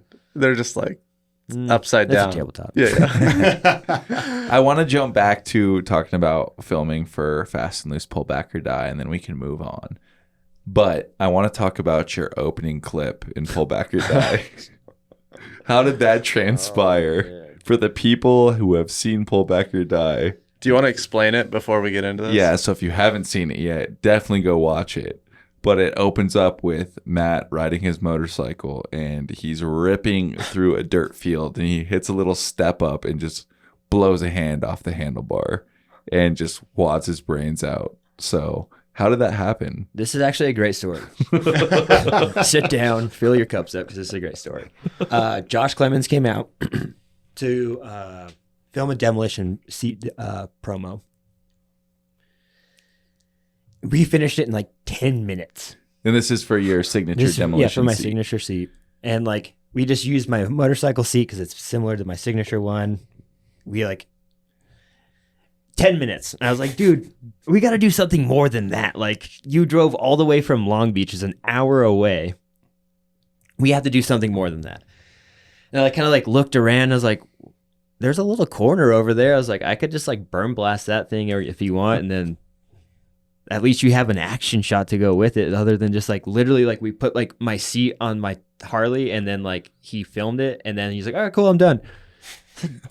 You drove an hour for that? Like, come on, we gotta get something cool other than that. So like I tried to like blast this berm and like wasn't even going that fast. Like I was like just cruising down the hill and I didn't see the roller afterwards. Like it like the way the lighting was, it was in like the dirt. I don't know. It was so strange, but like I hit the turn and just as I was going up, I was like, oh, there's a roller. And then my hand came off. I have no idea. Like my hand just like rodeoed me and just like rode my Harley down into the ground. And yeah, that was it. And Pretty then about gnarly. 12 hours later, flew to England for a contest. It was awesome. And I was already hurt from another one. So that was cool. And you messed your hand up pretty bad, didn't you? Wasn't it like taped up? I like crashed in gravel, so like I like cut my hand up, but it wasn't anything. No, I hurt my knee the weekend prior in Mexico at a Pro Cup. I like slammed my brains out and could hardly walk, and then did that. That's why I had a compression sleeve on my knee. If you see that, yeah, and that's why I'm in shorts too, because I was like not really planning on riding. So I was like, oh, we'll just go ride it over here, and then I was like, no, we gotta ride it. More important question: how is the Harley doing? Oh, terrible. I ended up slamming it on the ground, broke my clutch cable. It leaked oil everywhere. And like I picked it up, like my bars are all, I bent my bars. And I like looked at Josh, like, well, before this thing loses all my oil, I'm going to ride back to my house. So just meet me back at my house, and like started it, pinned it home. And like by the time I got home, it was just gushing oil. And I was like, great, I don't have time to fix this, so I'm gonna put this here, and when I get back in like 2 months, I'll deal with this. And by the time I got home, it had no oil in it, and I didn't have to drain it, and I just put a new cable in it, put some oil in it. It was good. Good to go? Yeah. Wow, there you go. No worries. So talking about after falling, you went on a trip. I'm curious, what's your favorite place you've gone on a trip for riding? Ooh, man, that's a tough one. I would probably, oh man, I can't ever make a decision because I try to enjoy places to their fullest, but that's a toss-up between either Australia or Spain.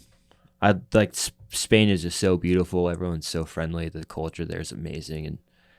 But Australia, we were like got to do some pretty rad riding with like dirt jump wise in the Canberra area with the backbone dudes, and it was, yeah, it's hard because like each experience in each place makes it that like what you love about that place, you know? Yeah.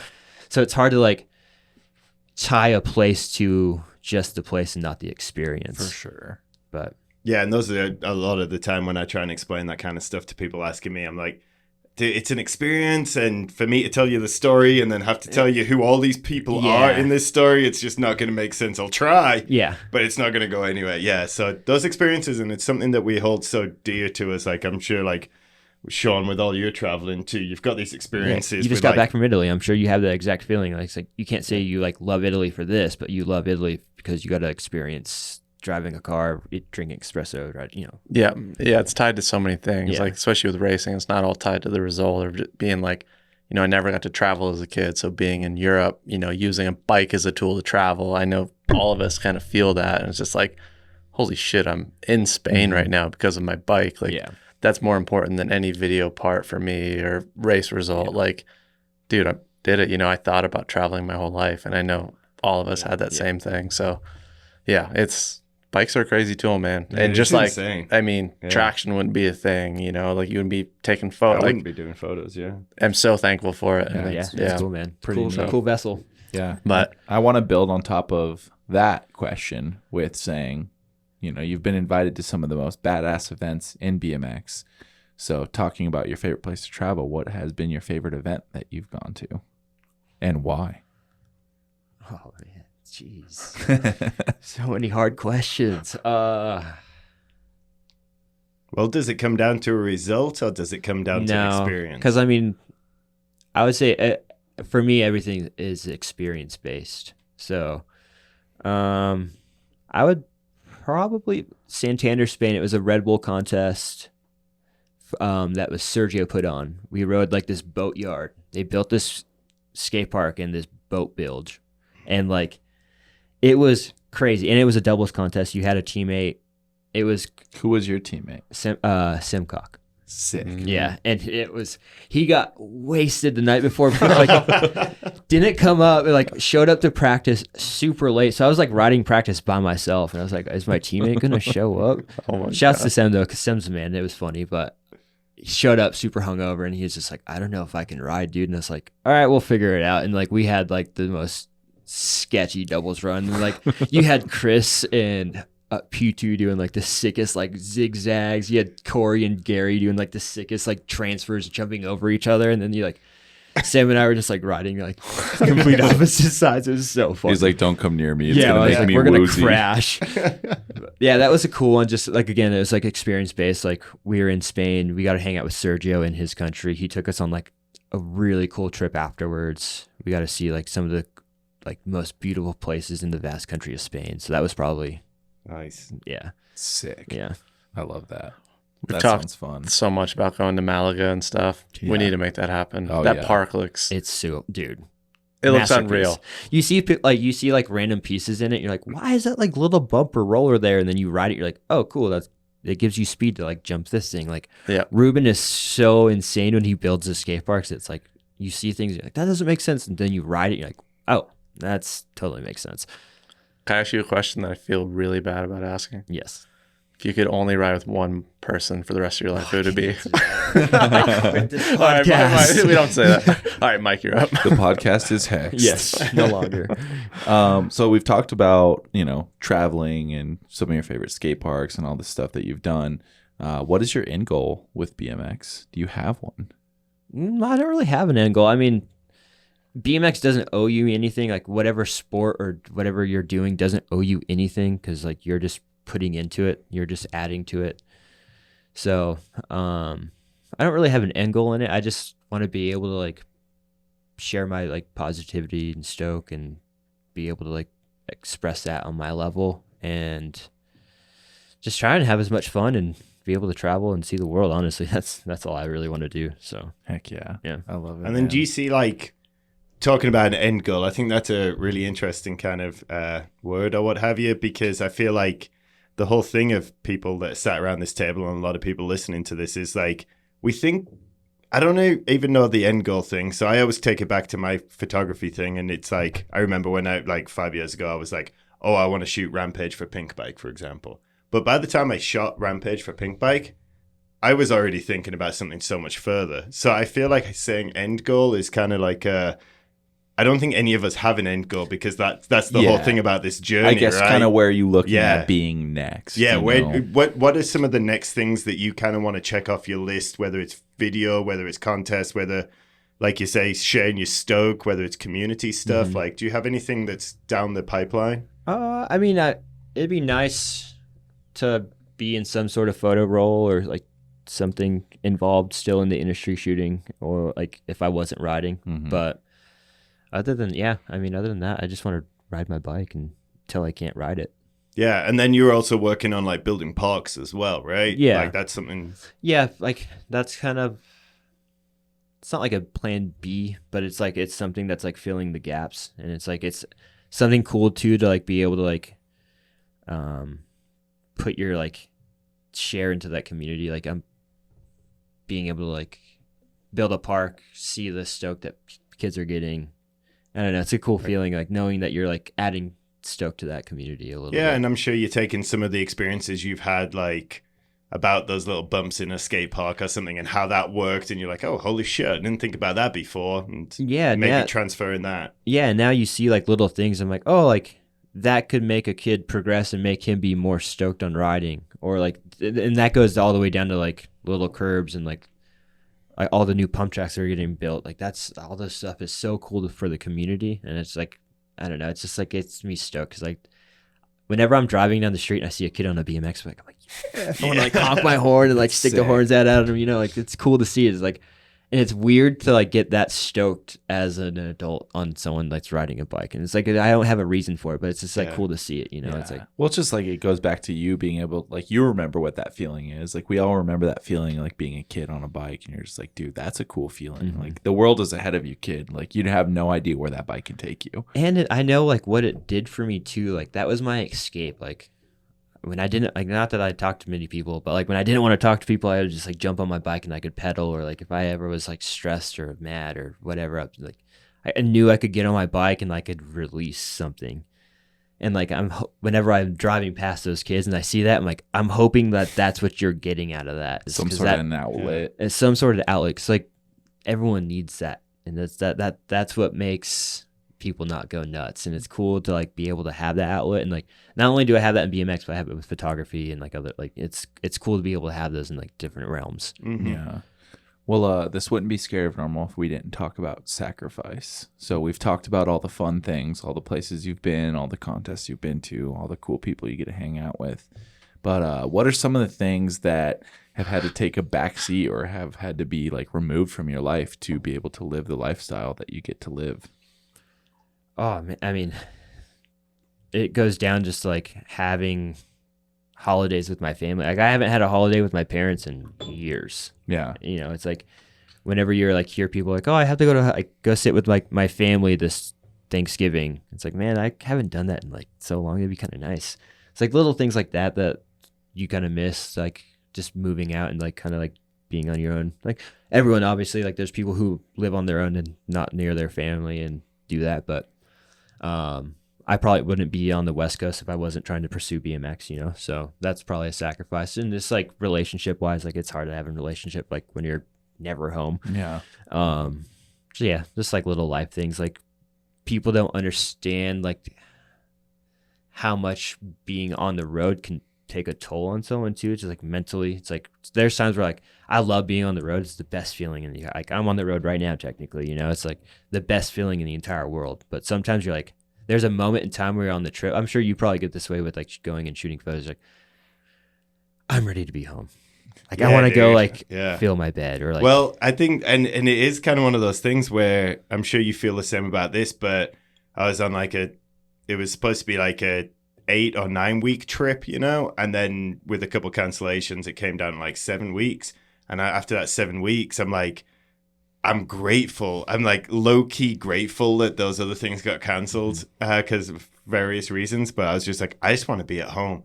And like, I don't know where my home is, but I know that I have an office space and I know I have a studio, and just to sit there and not do anything. So it's kind of one of those things, but then you feel guilty because you're like, how many people get this opportunity to be able to basically get paid to go travel, you know, right? And then you get these amazing, not only do you get to go to amazing places and experience amazing cultures, but you also have these incredible experiences with the cohorts that you're there with, like for me, the other photographers or the athletes and stuff like that, going out, hanging out with them, and you're like, I am one in a billion. I am such a lucky person. Yeah. But then you're like, God damn it, sleeping in your own bed and puking out your own bedroom window. It's nothing better than that. And I feel like it's just like the routine of your house too, like eating the same breakfast that you want and drinking your own coffee. Like it's those things, and I feel like it hits you like day 14, day 30. It's just like a light switch. And it's like, it's all good. And then one day you're like, I want to be home. Yeah. And I want to be able to use my bathroom down the hall, yes. Like, and not be like, where's a Starbucks? Yeah. Oh my gosh. Yeah. But then you get home and you're home for like 2 weeks and you're like, okay, I need to the road. Cause like being home for this long, like I'm starting to go crazy and I like can't sit still and like I need to be doing something. It's like funny how it's like, you want to be home for like maybe 2 days, and then it's like, okay, I need to get all right, now I'm ready to kind of like go explore. A little recharge. And yin and yang. Yeah, exactly. So something I've been thinking about for a while, to build on Mike's question, we've been talking about, you starting fast and loose, photography, Vans, Pro Cups, like they're all beautiful things, like your, fast and loose part. But what's one of the lowest points you've had in BMX, and how'd you get through it? Is it that spleen? Is it an injury, or is it something else? That's hard because like I feel like sometimes like a lot of things come in waves, like storms, seasons. Yeah. I remember I had surgery in my foot and I had a dead bone in my foot. I had surgery on it, and as I was like laid up on the couch, I got a call from one of my sponsors like, "Hey," and I was like, that was a year like right after I won the U.S. Open. I had like a pretty good year, and I was like, cool, like maybe they're gonna like check up on me and like see how I'm doing, and like I just had a bad injury and like surgery, and then maybe I'll get like because it was like near the end of the year. So I was like, oh, maybe like they're going to talk contract. Maybe I'll get a pay raise. Like I did good this year. Who knows? Is your team manager calling, you're hoping for the best. And it was like, nah, actually we're going to like cut your pay like almost to nothing and not want to like support you. And then I was like, well, that sucks. So like it went from like having an injury, trying to like barely pay my bills, and then it was like, hey, actually we're not gonna like pay you, and then see ya, good luck, figure it out. And that was like kind of hard because it was like being hurt, not having like a financial backing, and then like just being laid up. And with that injury I was laid up for like 5 months, I think 5 or 6 months. Like I was like non-weight bearing for 2. So it was like one of those things where like I'm not walking for 2 months, and I'm like, what am I doing right now? Yeah. So like, how did you handle that? How, like, what were the next steps? And I mean, I just was like, I read my Bible. I try to read my Bible every morning and pray. And like, so I was just like heavy in my faith, just trying to stay on that. And like, that carried me through, and just knowing that like at some point my bike will be there. And like, I tried not to like identify myself as a bike rider, because like that is something that's going to go away. So like I just try to keep that in my mindset. It's like, hey, if this does go away, like there'll be something else. But also too, it's like, just keep going, just keep pushing, keep working, and like something will give, and like doing physical therapy, getting my legs stronger, and like coming back, and then like getting back on my bike. I was like, cool, like I'm back on my bike. Just to even have that kind of mindset or whatnot, like that's pretty fucking strong. Yeah, it's hard to do. And I want to jump back into like what you just touched on, like, you're bigger than just being a bike rider. Like I want to touch on that here in a second. But I want to follow up to what Sean just asked. Like he asked, your lowest moment. What was your proudest moment as a bike rider, BMX rider? Oh man, to date so far. To date, that's tough, man. I like how he squirms when it's like a positive. The gnarly low ones, I got you, but the proud ones, I hate being proud. I hate my art. Yeah.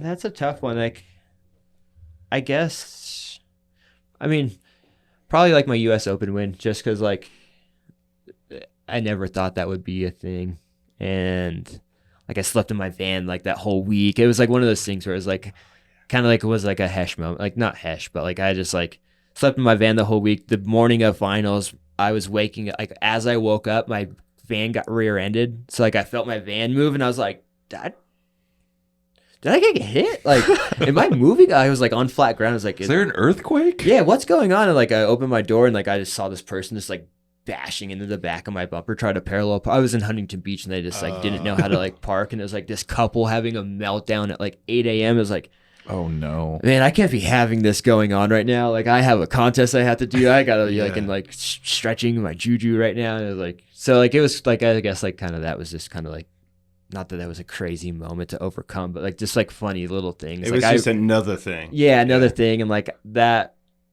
I didn't really ride that much prior to that contest. I was like in a weird slump, and I was just like, yeah, it was like just unexpected. Yeah, I remember actually that year, Chris Doyle was like, during the first, I think it was like the first or second day of practice, he like looked at me, he's like, "Are you feeling all right? You don't really like look yourself." And I was like, oh, good. I rode off the course and I was like, whoa, man, I really need to figure this out. Because like Doyle just told me that. I was like, is he joking or is he being serious right now? Then you turn around and win. Yeah, he was worried that he was going to win. Doyle was like, I need to get in this kid. He definitely got in my head because I was like, I got done. I went and like ate lunch. And I was like, whoa, dude, like I gotta go run a session after this or something. I feel really off. Do you like? Will you use that as like a kick in the arse? Like, was that something him saying that? Were you like you had your time to yourself? No, I usually would use it to like tailspin. Like, oh yeah, you suck. You're terrible. Dude, yeah.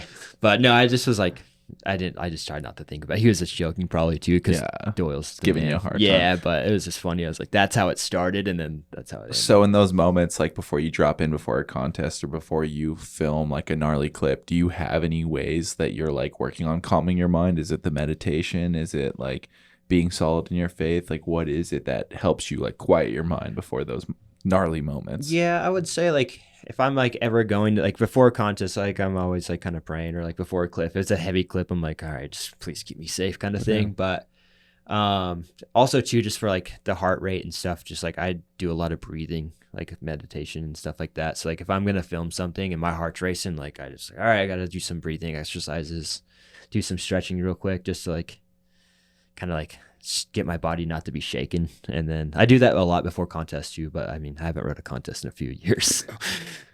Heck yeah. Well, I want to go back to the point where you talked about, your lowest point, and that you're realizing that you're not just a bike rider, and then that's, a finite thing, and that will be gone at some point. What are some of your hobbies and interests off the bike that people might not know about? Well, I've been speaking of photography, so I like love shooting photos. That's like a thing of mine. Whether it's digital or on film, or I even like filming. Like I film a little bit here and there, but I would say more as a photographer, quote unquote. But yeah, doing that and then just hanging out with my friends, really. Heck yeah. What's up with your newest project, Currents? Let's talk about that a little bit. I guess we'll talk about something I do. Yeah, Currents is like a little zine that I do. It's just like a way for me to like express what's in my brain, kind of. And I'm very fortunate and blessed to be able to travel with like the dudes I get to travel with, and whether it be the Fast and Loose guys all the way from the Demolition guys and so on and so forth. Like I get to hang out with so many cool people, and I'm very blessed for that. And then so like I get to shoot photos of them too, not only travel with them, but I get to shoot photos of them. And I didn't want that just to go to the internet, so I was like, I'm just gonna like make like a zine and kind of just be able to, because I like enjoy writing and being able to like design and stuff. So being able to kind of make those and kind of have like a little brainchild and throw up on some pages and put them out, and it's pretty cool. So what do you think? Like, so I'm a big fan. Although it takes so fucking long, I am a big fan of putting together these like little zines or photo books and stuff after like a big project, So do you find yourself,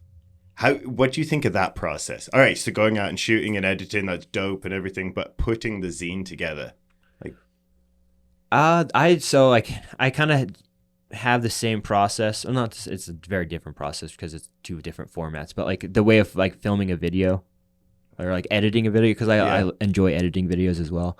But just like I just slowly kind of stack away, and like I kind of like as I'm shooting, I don't have a timeline in my brain, but I know how I kind of want things to flow together, because like the way they're kind of laid out there's like a subliminal storyline that goes through them if you can like pay attention to them, or like where they like start and where they end. There's like little kind of flows through. So I know whenever I'm shooting, I always kind of have things in mind how I'm gonna lay it out, or like the segments it's gonna go in. So I don't know. I guess I kind of just see that. And I think that's a really beautiful thing because the way I've been putting together like photo books or like kind of like the zines thing that I just set off another one to get printed that I'm so fucking stoked that's to the best get it feeling back. too. Right, exactly. I cannot wait to see it because it's either going to be like, oh, these people are going to be stoked on this, or I'm reprinting this because I effed something up. But I think that the thing is that I first and foremost look at, I'm taking the pictures, I'm doing the like job I got hired for or whatever. And then afterwards, I'm like, oh, it'd be dope to go back. So then I take that opportunity to go back and I'll re-edit pictures and redo the aspect ratio. But I think that the idea of like going into this and be like, all right, I know that at part of this, my end goal is going to be putting together a zine or a photo book and stuff and just figuring out the format in your head ahead of time. Yeah. Oh, dude, such a sick way of doing it. Yeah. And I love the idea of putting the subliminal messages throughout the book, you know? Yeah. Because there's only going to be a couple people, maybe a couple hundred, couple thousand, whatever, that actually see that and get that understanding. And the rest are going to be like, oh, these are pretty pictures. Yeah. Like, this Well, is it's dope. like the devil's in the details with any project like that, right? And so, yeah. like, when you pour your heart and soul into something like that, like, the people who actually care see that, and, like, that's what, like, makes that project worth it, in my eyes, anyways. When somebody's like, oh, shit, like, the way that this is laid out, I get it. And they say that to you, and you're just like, Oh, cool. Thanks for paying attention. Like, Now I'm I glad know- you see it. Now I know why I spent this much time on this. You know? So how often are you doing the zines? When I initially started Currents, I was like, all right, I'm going to do them like 3 times a year. It's going to be awesome. And then like COVID happened and like stopped traveling, and that didn't happen. So I've only done 2. It's like basically been once a year. So I just got kind of shoot all year and just make one big book. So it's not really, I shouldn't say it's a zine. It's kind of like more of like a photo book. Photo book, yeah. And where can people pick those up? I have like a little site. It's currentzine.com. Or you can pick one up at traction.com. Or on Traction. Yeah, I think Traction also has them. But yeah, so I just enjoy like being able to like lay stuff out, like even just like putting certain photos next to each other and the way they like lay certain things like that. for sure. You know, like it's just fun because like to the normal people, they probably won't see it, but to you, you're like, oh, that looks so, you know, it's like I see that. Yeah, no, for sure. So I just enjoy having those little like kind of moments. Yeah. So Heck yeah. You recently dropped some shirts with Currents as well. Yep. Are you trying to do more like apparel and stuff with that brand, or are you just kind of just seeing what comes of it? Like the shirts turned out sick. I love them. thank you. Yeah. I would like to do some more shirts and then just like do some soft good, like some apparel stuff. And then kind of obviously like I don't really have a goal with it. It's just kind of like something that's like a way for me to express my art, like other than BMX. But I would like to do some like, I don't know, like some coffee mugs or something, or like do just like random accessories. Like if I were like, I don't know, like the bamboo. Have you guys seen the like reusable silverware? It's like the bamboo silverware. Oh, like, yeah, it'd be cool to like do that, or like some tote bags. Just like certain things like that kind of like go into like some of the things that my lifestyle is. Like not that bamboo silverware is being vegan or anything, but like just try to like being like sustainable, eco-friendly a little bit, and like try to like also work on like making less of a footprint. But Heck yeah. Well, we do have a Currents to go mug that we lasered up not too long ago that we're it's gonna sitting there. do some limited edition drop of those at some point. So Might have been one of our favorite mugs we've laser engraved. it turned out so sick, dude. I'm like whenever you guys gave it to me, I was like a kid in the I literally couldn't. It sits on my shelf. I can't use it because I'm so scared that I drop stuff all the time. I'm so clumsy. So like I dropped the one that you gave me a long time ago, and like there's so many dents on it. I was like, I can't do this to this one because I want this thing to stay nice forever. So it just sits on my shelf, and I just Well, we look have at a it. laser graver, so anytime you need a fresh one, we got you. I might hit But, you up. Yeah, we have. It'll take three practice runs. Oh, yeah. But yeah, you can We'll definitely get get it one done. out of 4. Yeah. James, the door's right there. You can leave. See yourself out. So yeah, anybody listening who's interested in a Currents Traction to go mug, keep your eyes peeled because that will be coming soon. Yeah, So- I'm excited. It'll be a fun project to work on too. Oh, totally, man. Yeah. Are you guys going to do any collab t-shirts? Ooh. We got some stuff in the Okay, oven. We're yeah. cooking up. You know, we're gonna like some video stuff. Like some to see little that. things. Still Yeah. gotta just sort it little out. video stuff. Oh yeah, we're Man. we're riding some bikes. You know, so we gotta document it. I can dig it. Heck yeah. Some party waves. Oh yeah, very excited about that. Well, as we get into kind of wrapping this episode up, I'm curious if you could go back to your 18-year-old self and talk to him, what advice would you give him? I would just tell him just to stay true and just like continue to have fun. Like, don't put pressure on anything, because like whenever you put an idea or like I need this or want that, like that's whenever like you get let down in a way. But like as long as you're doing something like wholeheartedly and like organic, and like that's what you really want and that's what you're gonna chase, and then that's what I would tell myself. Because like there's so many times where you're like, oh, I want that, but I kind of want that, or like I want that because that person has that, or that can take me to this. It's like, no, like do it because you want it, and if that's why you're doing it, then do that. Yeah. Because I feel like so many people are like just back and forth all the time. Yeah.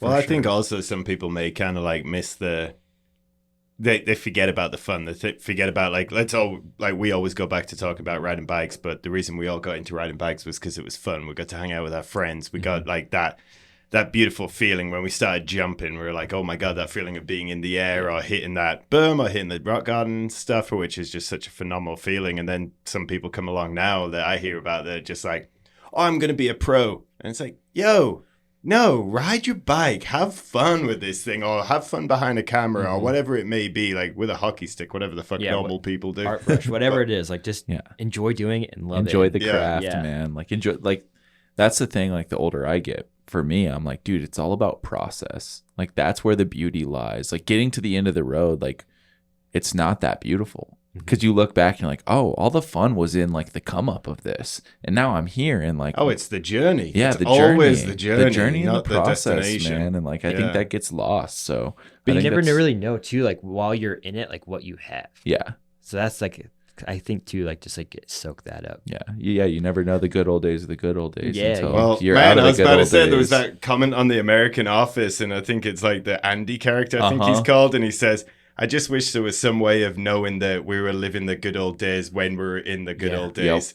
And I know it's a cheesy thing and a cliche so thing true, to say, though. but it's so fucking true. And I think that's something that, going back to the last episode that I recorded with you guys, it was just those moments of being in the van or whatever and staring at yourself in the rear view and keeping a safe eye on the road. But like staring in the rear view and just being like, dude, this is what you just did. Like give yourself appreciation, stoke yourself out for a wee bit, just because you're going to hate yourself in another 3 days. But right now, like enjoy it, live it, and live in the it. moment. Yeah. Well, I feel like the hardest times are usually the ones are like, those are the days, right? Like the days that I look back from racing are the hardest times. I'm like, those were the days. And I feel like you in the van getting rear-ended, those are the days. You weren't in some bougie hotel. Like you're, in your van, like being like, this isn't what I need right now. Like I need to be like in this space, but then you went and won that cup, So it's funny. In the moment, it seems like a fucking mess. Yeah. But looking back, you're like, dude, that was the fucking time of my life. Yeah. Those were the opportunities. It's hard to have that perspective. So I think that's a beautiful sentiment. Yeah. And I think the next big question is, what do you have any parting motivating words for the people listening? Soak up the simple times, like stop and smell the flowers every once in a while. Look up, man. Put your cell phone down. That just gave me chills, man.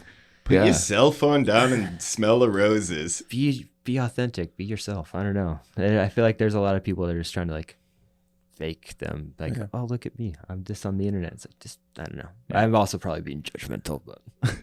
No, I think that's keep it simple. Yeah. And it's the stuff that comes with the age of wisdom as well. Less is more always. I think that goes back to everything. Talking about wisdom there, James, do you think that you're more wise now, Matt, with this wizard beard? Yes. If you're still listening to this episode, go to Matt's Instagram on his latest post and comment the wizard. Do that for me. Please don't. And also make fun of him because he can't manual. Do that for me, please. He can manual now. Mike beat me in a manual contest, so everyone can know he's better at manual than I am. Sean knows too. Yeah. Sean, there's a video we did, and Sean looks right at the camera, and he's like, "Now I know why Matt has to call you the manual king." It hurts. That's a lie, but no, you said. I'll put the clip in here. Right it hurts, doesn't it? You're like, oh, I can kind of do it, and then he does. You're like, all right, yeah, you're pretty good. You're pretty good. Yeah. I'm about to break the world record. Can you guys be there for that? Yeah. I would love to. Heck yeah. Well, yeah. Last question. do you have anyone you'd like to give a shout out to? I know the list is probably endlessly long. The list but is huge, man. Anyone that's gave me a couch to sleep on, a shower, it's been nice. Said nice things. Thank you. It is Appreciate the you most all. beautiful thing. Yeah. That's one of the most beautiful things about our industry. And I know it goes across a lot of different industries, but I was out somewhere recently. I think I was telling maybe Sean this earlier, but it was Dylan Stark. I bumped into him somewhere and I was just like, I might be coming kind of through your part of town. He's like, dude, you need a couch? You need a bedroom? Do you need some laundry done? We've got it. We've got it. And he's just like, the amount of times that people have done that for him, he's just like, I'll always return their favor and everything like that. So it's just such a beautiful thing that like so many people have offered you those couches and stuff. The circle goes around, man. You got to offer it up. Yep. That's what it's all about, man. Well, So, yeah. Thank you so much for spending some time here in the podcast room with us. This was a treat. Yeah. And if you're listening to this on Amazon, Apple, or Spotify, be sure to give us a 5-star review. Let us know what you think. If you enjoyed this episode, share it with your friends. And if you're watching it on YouTube, be sure to like and subscribe, leave a comment on your favorite part or your least favorite part, whatever it is. Let us know.